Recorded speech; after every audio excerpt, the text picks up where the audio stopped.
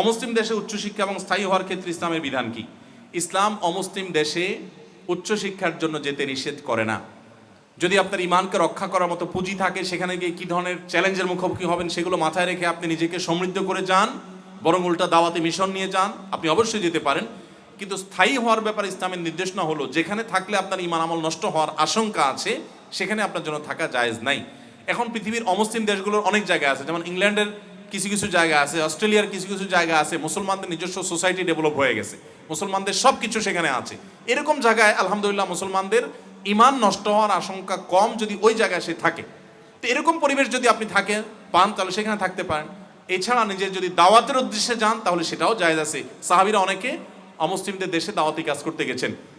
আপনার নবী সাল্লাল্লাহু আলাইহি ওয়াসাল্লামের প্রিয় সাহাবীর এখনো কবর এবং তার নামে মসজিদ আছে চায়নাতে, তার্কিতে, তখন তার্কি মুসলমান ছিল না।